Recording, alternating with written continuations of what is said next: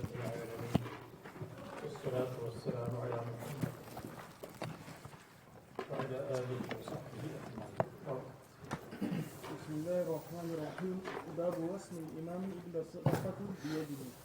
وبه إليه قال حدثنا إبراهيم بن المنذر قال حدثنا الوليد قال حدثنا أبو عمرو قال حدثني إسحاق بن عبد الله بن أبي طلحة قال حدثني أنس بن مالك قال غدرت إلى رسول الله صلى الله عليه وسلم بعبد الله بن أبي طلحة ليحنكه فوافيته في يده الميسم يسم إلا الصدقة. ترجمة الباب کا مقصد یہ ہے امام المسلمین اور حاکم زکوٰۃ کے جانوروں میں مالکانہ تصرف نہیں کرے گا لیکن محافظانہ تصرف حفاظت کے لیے تصرف کر سکتا ہے. جیسے صدقہ کی اونٹوں کو بیماری لگ گئی ان کو داغ لگانا یا علاج کرنا جائز ہے بلکہ ضروری ہے. وسم داغ لگانے کو کہتے ہیں لوہے اور آگ کے ساتھ، اور یہ جانور میں جائز ہے اور انسان میں بھی جائز ہے. اگر کوئی کہے کہ یہ مسلح ہے یعنی آدمی یا حیوان کو عیبدار بنانا، تو جواب یہ ہے کہ علاج کی وجہ سے یہ مستثنی ہے اور جائز ہے. جیسے ختنہ جائز ہے اگر جسم میں عضو کو کاٹنا ہے بلکہ مسنون ہے، لیکن چہرے پر داغ نہ لگائے. میں رسول اللہ صلی اللہ علیہ وسلم کے پاس آیا، میں حضرت رسول اللہ صلی اللہ علیہ وسلم کے پاس لے کر آیا عبداللہ ابن ابی طلحہ کو جو پیدا ہو چکے تھے، حضرت انس رضی اللہ عنہ کی ماں شریک بھائی، لیحنکہ تاکہ تحنیک رسول اللہ صلی اللہ علیہ وسلم تحنیک فرما دے. حنک کہتے ہیں تالو کو، یعنی کسی میٹھی چیز کو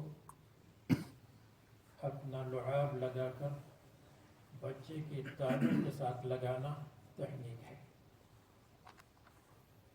فوافیتہ فی یدہ المیسم، پہنچ گیا رسول اللہ صلی اللہ علیہ وسلم کے پاس اور ہاتھ میں میسم داغنے کا آلہ تھا. یسم ابل الصدقۃ، زکوٰۃ کی اونٹوں کو داغ لگا رہے تھے. یہ حفاظت کے لیے تصرف ہے جو جائز ہے.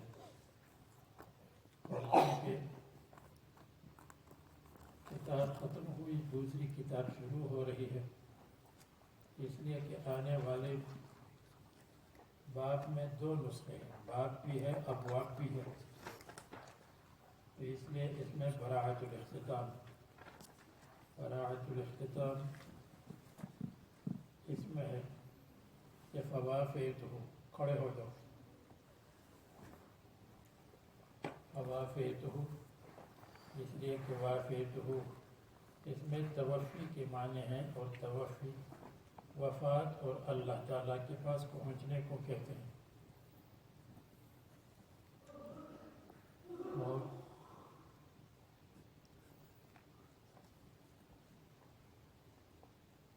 یہ بل صدقہ کو داغ لگایا، داغ لگانا بیماری کی وجہ سے ہے، اور بیماری مقدمۃ الموت ہے.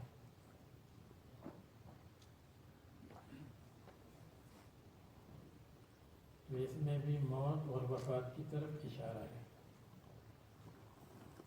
اور نمبر 3 یہ بھی ہے کہ میسم میں، کیونکہ وسم داغ لگانا ہے، داغ لگانا بیماروں کے لیے ہے. داغ لگانا پرانے زمانے میں آپریشن کی طرح ہے. بابو یا ابواب فرض صدقۃ الفطر. بسم اللہ الرحمن الرحیم کے بعد ما قبل میں زکوٰۃ الاموال کا ذکر ہے، اور یہاں زکوٰۃ النفوس کا ذکر ہے. صدقۃ الفطر اس لیے دیتا ہے تاکہ نفس کی حفاظت ہو جائے اور نفس کو اللہ تعالیٰ کی طرف سے برکت مل جائے۔ صدقۃ الفطر ائمہ ثلاثہ کی نزدیک فرض ہے، احناف کی نزدیک واجب ہے، ظاہریہ کی نزدیک سنت ہے، ابو بکر اصم کی نزدیک منسوخ ہے۔ بہرحال مصنف نے فرض کا لفظ استعمال کیا۔ فرض اور واجب میں مصنف فرق نہیں کرتے۔ صدقۃ الفطر کے لیے فرض کا لفظ ذکر کیا اور حج کے لیے وجوب کا لفظ، حالانکہ حج بالاتفاق فرض ہے، اس کے لیے وجوب کا لفظ ہے۔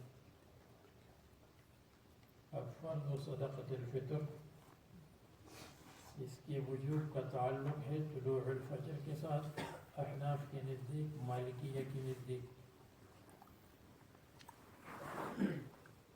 اور شافعیہ کے نزدیک کا تعلق ہے غروب الشمس کے ساتھ آخری رمضان میں۔ تو اگر کوئی بچہ عید کی رات کو پیدا ہوا غروب الشمس کے بعد اور طلوع الفجر سے پہلے اور مر گیا تو اس کا صدقۃ الفطر شافعیہ کی نزدیک لازم ہے دینا، اور احناف کی نزدیک نہیں، اس لیے کہ اس نے طلوع الفجر کو نہیں پایا، طلوع الفجر سے پہلے انتقال ہو گیا۔ رسول اللہ صلی اللہ علیہ وسلم سے سوال ہوا قد افلح من تزکا وذکر اسم ربہ فصلی، اس کے بارے میں تو فرمایا کہ نزلت فی صدقۃ الفطر، صدقۃ الفطر کے بارے میں ہے۔ اگر کوئی اشکال کرے کہ یہ مکی صورت ہے اور مکی آیت ہے، اور صدقۃ الفطر کا وجوب اور لزوم اس سنت الثانیہ قبل العید، سن 2 ہجری میں ہے، تو پھر کیسے نازل ہوا؟ تو جواب یہ ہے کہ نزلت کا مطلب ہے کہ رسول اللہ صلی اللہ علیہ وسلم نے اس آیت کریمہ کو صدقۃ الفطر کے لیے شامل کر دیا کہ یہ بھی صدقۃ الفطر کے لیے شامل ہے، پہلے نہیں بتایا اور بعد میں بتلا دیا۔ تو 2 ہجری میں یہ لازم ہے، اور اس کا سبب ہے نفس کا زندہ ہونا، اور اس کی شرط ہے فطر، اور عید الفطر کا آنا یہ شرط ہے۔ سبب اس کو کہتے ہیں جو حکم تک پہنچا دے۔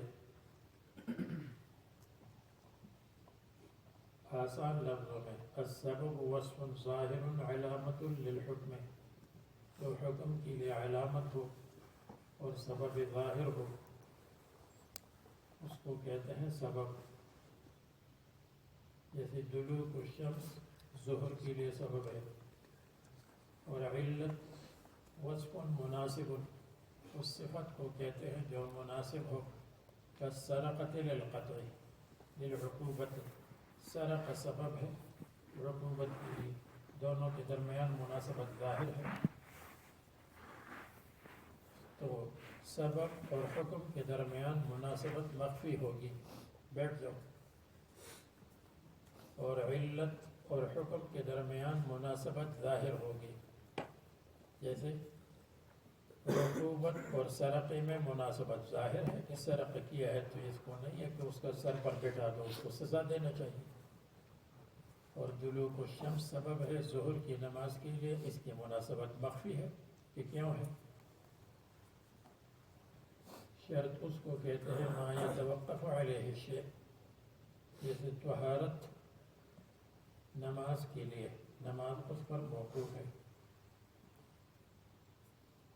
وَيَلْزَمُ مِنْ عَدَمِهَا عَدَمُهُ، عَدَمِهِ عَدَمُهُ، اور جب شرط نہیں تو حکم بھی نہیں ہے، طہارت نہیں تو نماز بھی نہیں۔ ابو العالیہ اور عطا اور ابن سیرین صدقۃ الفطر کو لازم سمجھتے ہیں، تو فریضتاً کا مطلب لازم ہے، آپ کو بتایا لا یفرقون بین الفرد والواجب، فرد اور واجب میں نیند آ گئی، اٹھ جاؤ، کھڑے ہو جاؤ.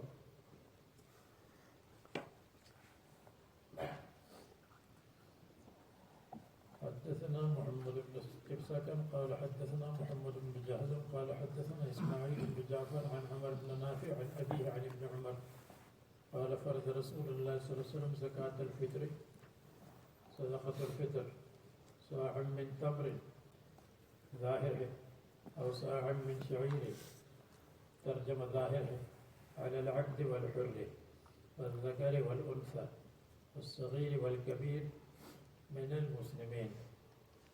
یہ من المسلمین کی قید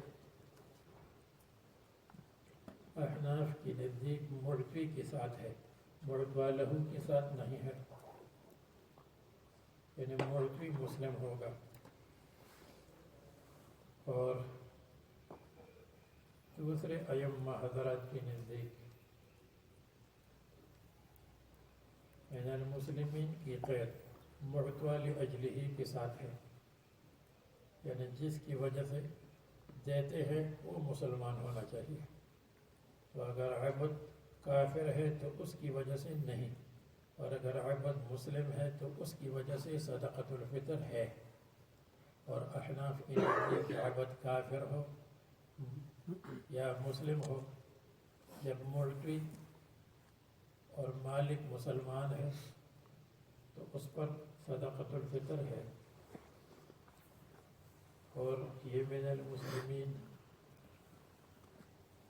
جہاں جہاں مذکور ہے من المسلمین، اگر آخر میں عبد اور حر آ جائے تو وہ من المسلمین نہیں ہوتا، اور اگر وہ صغیر والکبیر آ جائے تو اس کے ساتھ من المسلمین ہے. معلوم ہوا کہ من المسلمین معتوی کے ساتھ ہے، معتوی لاجلہ کے ساتھ نہیں ہے، کیونکہ معتوی لاجلہ کے ساتھ اگر ہوتا تو جہاں عبد آخر میں آتا عبد تو وہاں بھی من المسلمین آتا، لیکن وہاں من المسلمین نہیں آتا اگر عبد اور حر آخر میں آ جائے.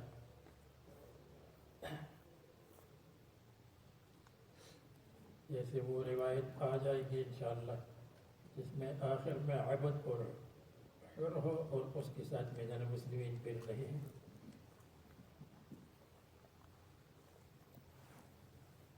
دیکھیے آپ کی سمجھ میں یہ بات نہیں آئی ہوگی.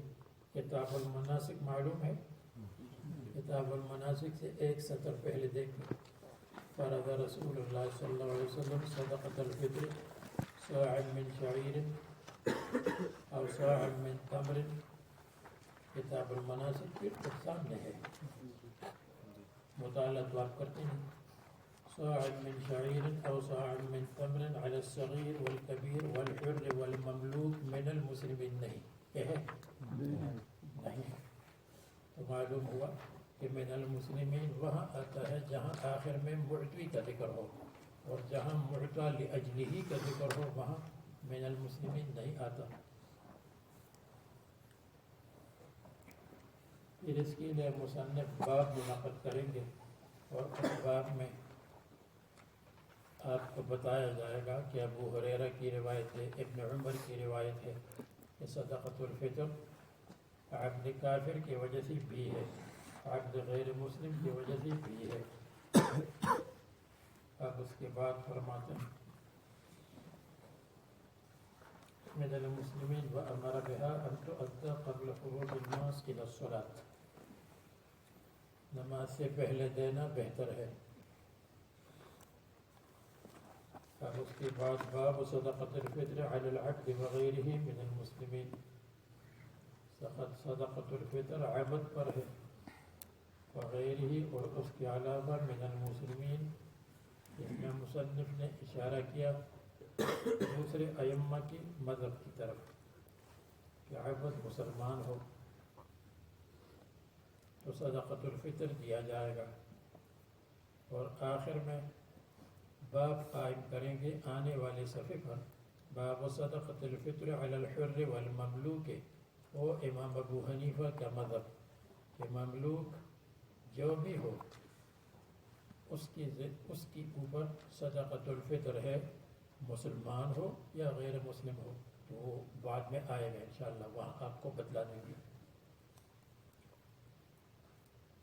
اب جب عبد کی وجہ سے صدقۃ الفطر ہے تو اس میں اختلاف، ایک قول یہ ہے کہ یجب علی العبد ثم يتحمل عنه المولى كما قال الشافعی رحمہ اللہ، عبد پر لازم ہے پھر مولا اس کی طرف سے اٹھائے گا اور دے گا، امام شافعی سے روایت ہے، اور امام بخاری اسی کی طرف مائل ہے، اسی لیے صدقۃ الفطر علی العبد کہا۔ دوسرا قول یہ ہے کہ یجب ابتداء علی المولا، ابتداء واجب ہے مولا پر، عبد پر واجب نہیں، کیونکہ عبد کے پاس کچھ نہیں۔ ظاہریہ کا مسلک یہ ہے کہ صدقۃ الفطر عبد پر واجب ہے، اور یمکن من الاکتساب، اس کو مال کسب کرنے کا موقع دیا جائے گا کہ تم مال کو کماؤ تاکہ تمہارے مال میں سے صدقۃ الفطر دیا جائے، یہ تیسرا قول ہے۔ تو بہرحال یہ پہلے دو اقوال میں کوئی بنیادی فرق تو نہیں کہ عبد پر ہے پھر مولا دے گا، اور ابتداءً مولا پر ہے، دونوں کا خلاصہ ایک ہے، لیکن آخری قول کہ عبد پر ہے یمکن من الاکتساب، اس کو کسب کرنے کا اور کمانے کا موقع دیا جائے گا، وہ الگ مذہب ہے۔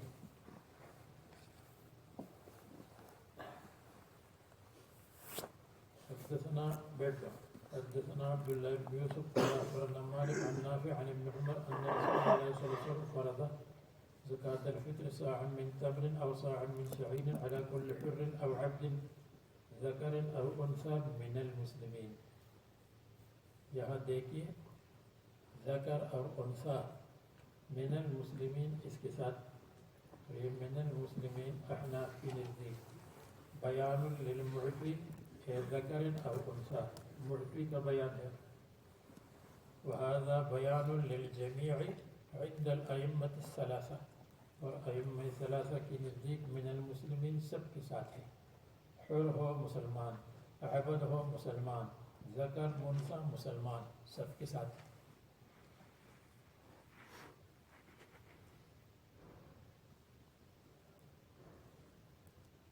باب صدقۃ الفطر صاع من شعیر۔ اب حدیث میں جتنے اجزاء آئے ہیں سب اجزاء پر ترجمۃ الباب کو رکھتے ہیں، اس پر اتفاق ہے کہ صاع من شعیر لازم ہے، اگر شعیر دے گا تو اس میں صاع ہے۔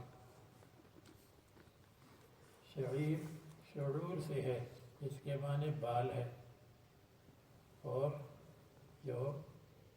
جس کو جو کہتے ہیں شعیر، اس کے اندر بہت تیز قسم کے بال ہوتے ہیں، اس کے بال جو ہوتے ہیں وہ بہت تیز قسم کے ہوتے ہیں، اس لیے اس کو شعیر کہتے ہیں۔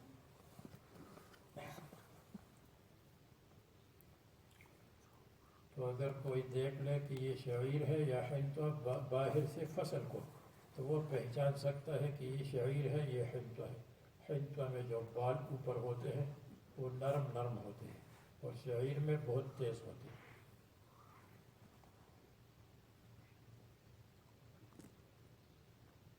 اب یہاں حدثنا قبيصة بن عقبة قال حدثنا سفيان عن زيد بن أسلم عن عياض بن عبد الله عن أبي سعيد الخدري قال كنا نطعم الصدقة صاعا من شعير۔ دیکھو یہ سفیان دو طریقے پر لکھا جاتا ہے، ایک یہ ہے کہ سفیان کو یا کے ساتھ لکھے اور یا کے اوپر مد لکھے، اوپر مد کا مطلب کھڑا زبر، اور دوسرا یہ ہے کہ سفیان کو لکھتے ہیں سین فا یا الف اور نون کے ساتھ، یہ دونوں طریقے پر لکھا جاتا ہے۔ اگر کسی کا نام سفیان ہو تو کسی کا نام ہو سفیان تو اس کو نہیں ہونا چاہیے پریشان، اس لیے کہ اس طرح بھی لکھا جاتا ہے اس طرح بھی لکھا جاتا ہے کوئی سفیان؟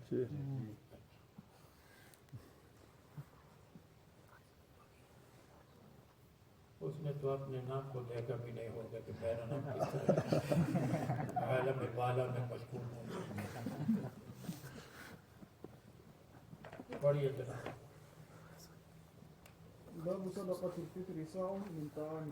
وبه إليه قال حدثنا عبد الله بن يوسف قال أخبرنا مالك رحمه الله عن زيد بن أسلم عن إياد بن عبد الله بن سعد بن أبي سرح العامري أنه سمع أبا سعيد الخدري رضي الله تعالى عنه يقول كنا نخرج زكاة الفطر صاعا من طعام أو صاعا من شعير أو صاعا من تمر أو صاعا من أخف أو صاعا من زبيب.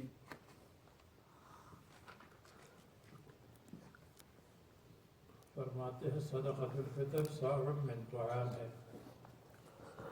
ائمہ ثلاثہ کی نزدیک یہ حنطہ کو بھی شامل ہے، تو حنطہ میں سے بھی صاع ہے. امام ابو حنیفہ کی نزدیک صاع من طعام سے مراد ہے غیر حنطہ، اور حنطہ میں نصف صاع ہے.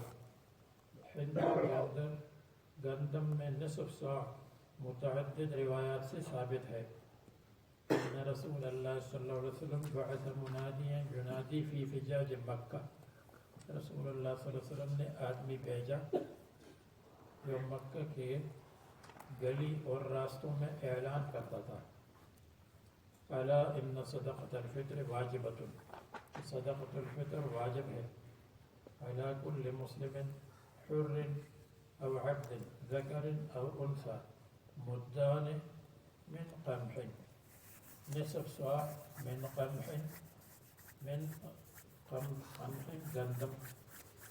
نمبر 2، ابن عباس رضی اللہ عنہ فرماتے ہیں ان رسول اللہ صلی اللہ علیہ وسلم فرض صدقۃ الفطر نصف صاع من بر، یہاں نصف صاع یعنی 2.25 کلو.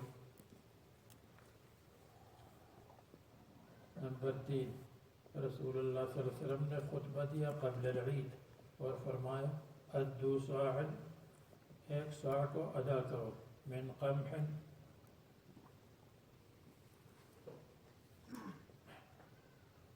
من بر او قمح، دونوں کا خلاصہ ایک ہے، بین اثنین، 2 آدمیوں کے لیے، 2 آدمیوں کے لیے 1 صاع. اسنادہ صحیح. عبداللہ ابن ثعلبہ سے روایت ہے کہ رسول اللہ صلی اللہ علیہ وسلم نے خطبے میں یہی فرمایا کہ ادو صاعا من بر او قمح بین اثنین.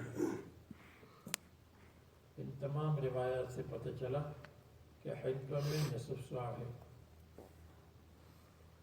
جو دوسرے حضرات فرماتے ہیں کہ حنطہ میں صاع، حنطہ کے اندر 1 صاع ہے، وہ اس روایت سے استدلال کرتے ہیں جو آپ کے سامنے ہے. کیا ہے؟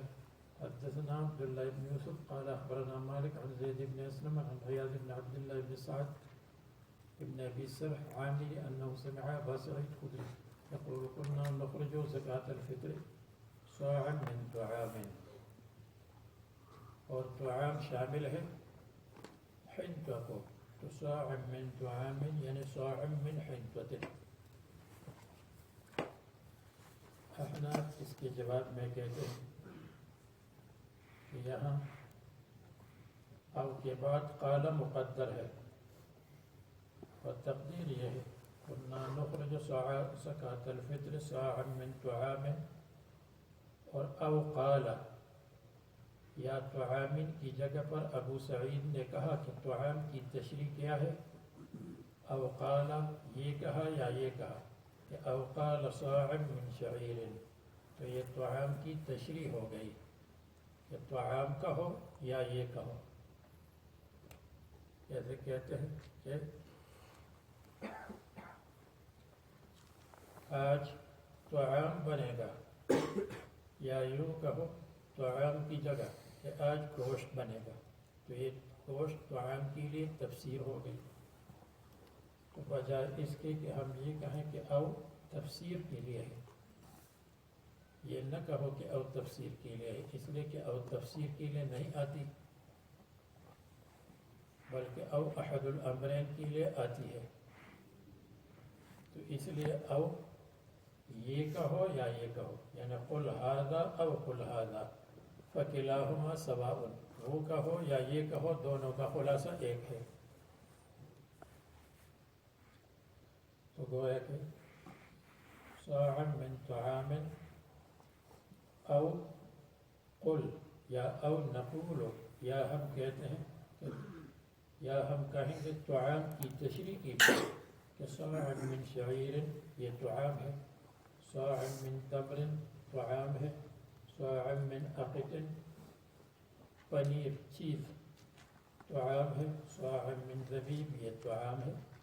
اور حنطہ کو طعام میں شامل نہیں کیا اس لیے کہ عام طور پر لوگ حنطہ اس زمانے میں نہیں کھاتے تھے۔ حنطہ کا کھانا جب شام وغیرہ فتح ہوا اس کے بعد شروع ہوا۔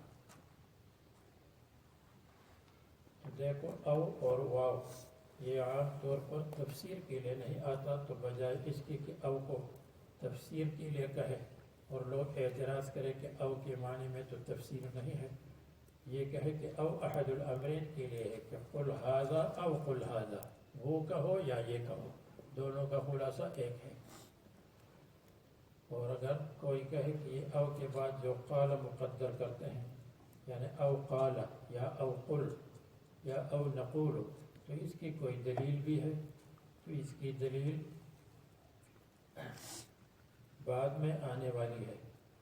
باب الصدقۃ قبل العید، اس میں ہے کنا نخرج فی عہد النبی صلی اللہ علیہ وسلم یوم الفطر صاعا من طعام، قال ابو سعید وکان طعامنا الشعیر۔ دیکھو وہاں قال ابو سعید آیا ہے، جہاں آئے گا تو میں آپ کو بتلا دوں گا کہ اس پر آپ نشان لگا دیں۔ تو واو اور او تفسیر کے لیے نہیں آتا، تو یہ تفسیر نہیں ہے بلکہ یہ احد الامرین کے لیے ہے کہ وہ کہو یا یہ کہو، دونوں کا خلاصہ ایک ہے۔ جیسے اجلس الحسن او ابن سیرین، حسن کے ساتھ بیٹھو یا ابن سیرین کے ساتھ، یعنی دونوں کے ساتھ بیٹھنا برابر ہے، دونوں سے آپ کو فائدہ حاصل ہوگا۔ حسن بصری کے ساتھ بیٹھتے ہو یا جالس الحسن اب ابن سیرین، اس کی طرح ہو جائے۔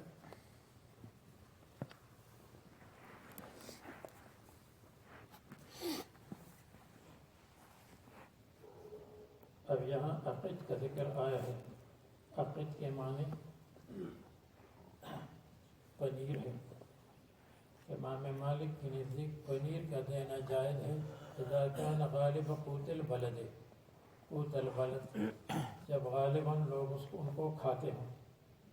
امام شافعی رحمہ اللہ کے دو قول ہے، ایک مالک کی طرح ہے امام مالک، اور دوسرا یہ ہے کہ لا یجوز۔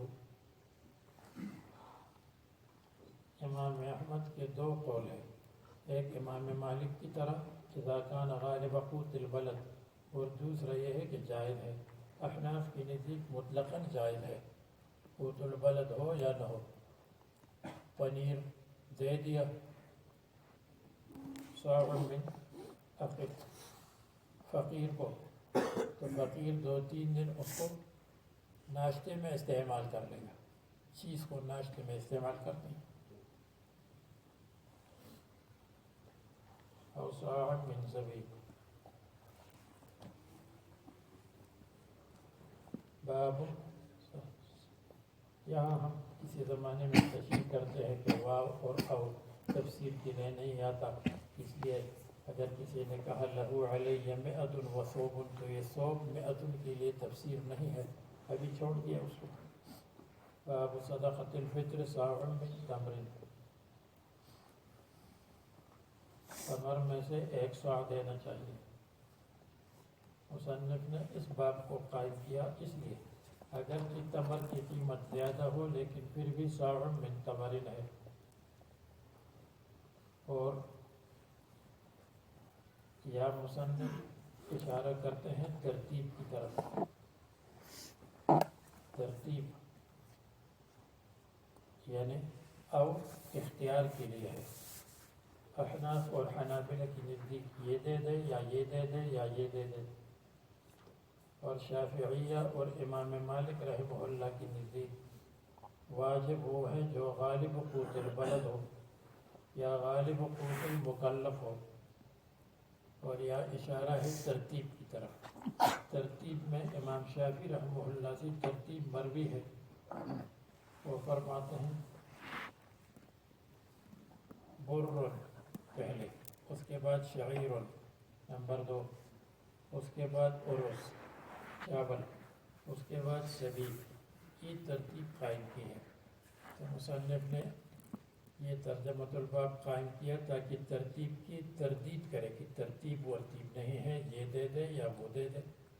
بلکہ اس زمانے میں ہم کہیں گے اگر کھجور کے حساب سے صدقۃ الفطر دے دیا تو اور زیادہ بہتر ہے، اس لیے کہ صاع من کھجور کی کا 1 صاع جو 3.5 کلو ہے، اس کی قیمت بہت زیادہ ہے. نسبت اس کی کہ آٹے کے 2.25 کلو دے دے. آٹے کے 2.25 کلو کی قیمت کیا ہوگی؟ 13-14 رینٹ. 15 رینٹ. 3.5 کلو تبر، اس کی قیمت تو بہت زیادہ ہے. تو اگر اس کی قیمت دے تو فقیر خوش ہو جائے گا. اگر آٹے کی قیمت دے تو وہ کہے گا چلو 12-13 رین آ گئے. تو بہتر یہ ہے کہ اس کی قیمت دے دے تاکہ فقیر کا زیادہ فائدہ ہو. حدثنا احمد بن يونس قال حدثنا الليث عن نافع عن عبد الله بن عمر قال امر النبي صلى الله عليه وسلم بزكاة الفطر صاع من تمر او صاع من شعير. قال عبد الله ابن عمر کہتے ہیں فجعل الناس عدله مدين من حنطة. بس لوگوں نے کر دیا عدلہ اس کے برابر، مدین 2 مد من حنطة حنطہ میں سے، یعنی جعل الناس لوگوں نے کر دیا صدقۃ الفطر مدین من حنطہ، ایسے حال میں کہ وہ برابر ہے، عدلہ برابر ہے صاع من شعیر کے ساتھ. نصف صاع من الحنطہ برابر ہے مدین من حنطة کے ساتھ. اب اس سے یہ معلوم ہوتا ہے بظاہر کہ لوگوں نے حنطہ کو نصف صاع حنطہ کو صاع من شعیر کے برابر کر دیا. اگر کوئی اشکال کیا کر لے یہ تو لوگوں نے نہیں کیا، رسول اللہ صلی اللہ علیہ وسلم نے فرمایا کہ نصف صاع دے دو من الحنطہ، تو اس کا کیا مطلب؟ فجعل الناس عدلہ مدین. تو اس کا جواب یہ ہے، ایک جواب تو یہ ہے کہ لوگوں کو یہ حدیث معلوم نہیں تھی کہ حنطہ میں نصف صاع ہے،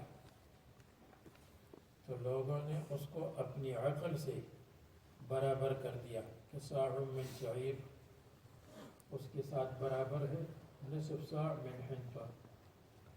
لیکن یہ بعید ہے کہ سب لوگوں کو معلوم نہ ہو کہ مدین من حنطة شرعاً واجب ہے. یہ بہت بعید ہے کہ لوگوں کو معلوم نہ ہو کہ نصف صاع من الحنطہ ہے.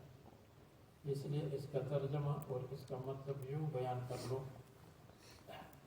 کہ فجعل الناس، تو لوگوں نے کر دیا مدین من حنطة حنطہ کے نصف صاع حال کونہ عدلہ، ایسے حال میں کہ یہ مدین من حنطة برابر ہے صاع من شعیر کے ساتھ. عادۃ لہم، لوگوں نے اس کو اپنی عادت بنایا. سمجھ گئے؟ تو یہ ترجمہ مت کرو کہ لوگوں کو معلوم نہیں تھا تو خواہ مخواہ لوگوں نے نصف صاع کو من حنطة دینا شروع کیا. لوگوں کو معلوم تھا لیکن فجعل الناس مدین من حنطة اس کو مقدم کرو، عدلہ کو مؤخر کرو. حال کونہ عدلہ، ایسے حال میں کہ یہ برابر ہے صاع من شعیر کے ساتھ عادتا لہم، ان کو اپنی عادت بنایا. پہلے تو لوگوں کی عادت نہیں تھی، اس لیے کہ صاع من شعیر موجود تھا، حنطہ نہیں تھا. اب جب حنطہ لوگوں کے پاس آیا شام فتح ہونے کے بعد، تو پھر لوگوں نے اپنی عادت بنایا کہ حنطہ دیتے تھے، شعیر نہیں دیتے تھے. یہ معنی ہے. تو یہ عادتا لہم مقدر کرے تو مسئلہ صاف ہو جائے گا.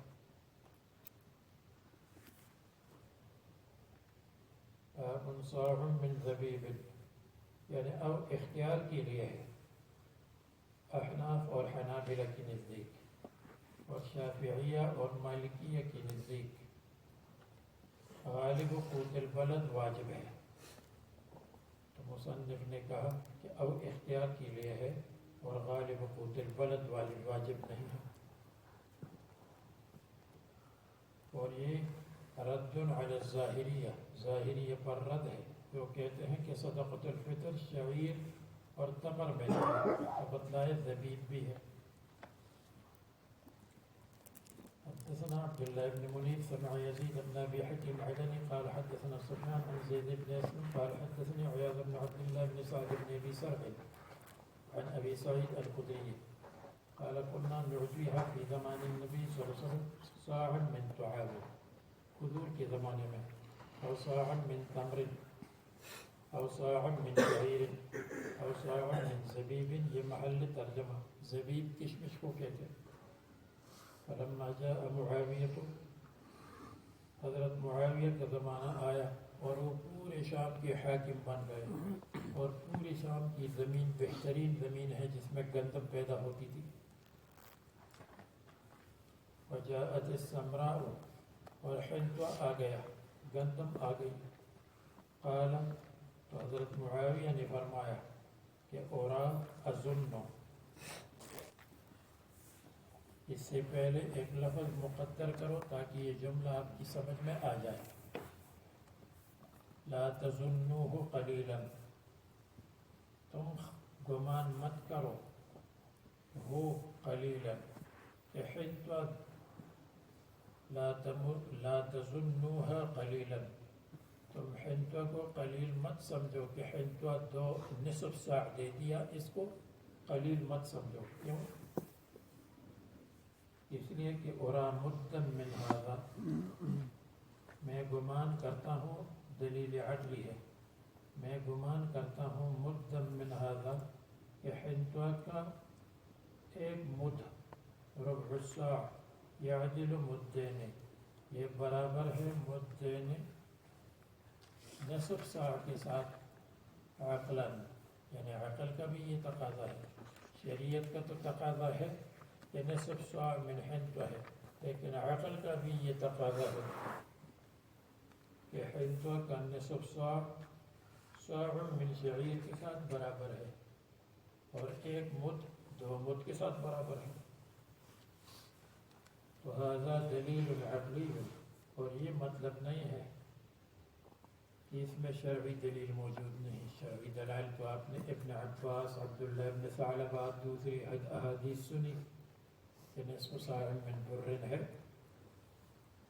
اور یہ کہنا کہ حضرت معاویہ کو وہ حدیث نہیں پہنچی تھی جس میں نصف ساع من بر ہے، یہ بعید ہے.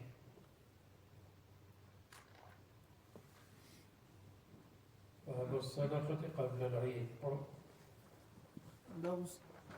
باب الصدقة قبل العيد. وبه إليه قال حدثنا آدم قال حدثنا حفص بن مسرة قال حدثني موسى بن عقبة عن نافع عن ابن عمر رضي الله تعالى عنهما أن النبي صلى الله عليه وسلم أمر بزكاة الفطر قبل خروج الناس إلى الصلاة. بہتر یہ ہے کہ قبل العید دے دے تاکہ فقراء اور مساکین کی مدد ہو جائے اور وہ عید میں شریک ہو جائے. اگر نہیں دیا تو بعد العید بھی دے سکتا ہے. ان النبی صلی اللہ علیہ وسلم امر بزکاة الفطر قبل خروج الناس الى الصلاة.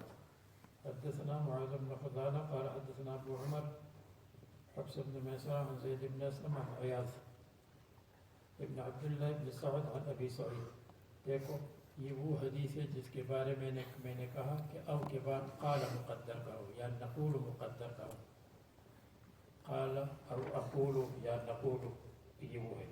كنا نخرج في عهد النبي صلى الله عليه وسلم يوم الفطر صاعا من طعام. اب طعام کیا ہے؟ قال ابو سعید، یعنی ابو سعید کہتے کہ طعام کی جگہ یہ کہو وَكَانَ طُعَامُنَا الشَّعِيرَ وَالزَّبِيبَ وَالْأَقِطْ وَالتَّمَرُ. تو دیکھو قال ابو سعید میں یہاں وہاں قال مقدر کرو تو کام بن جائے گا کہ صاع من طعام او اقول او نقول او قال، یا ابو سعید نے کہا کہ طعام کی جگہ یہ کہو، طعام کہو یا یہ کہو. یہ طعام کی تشریح ہے، دونوں برابر ہیں.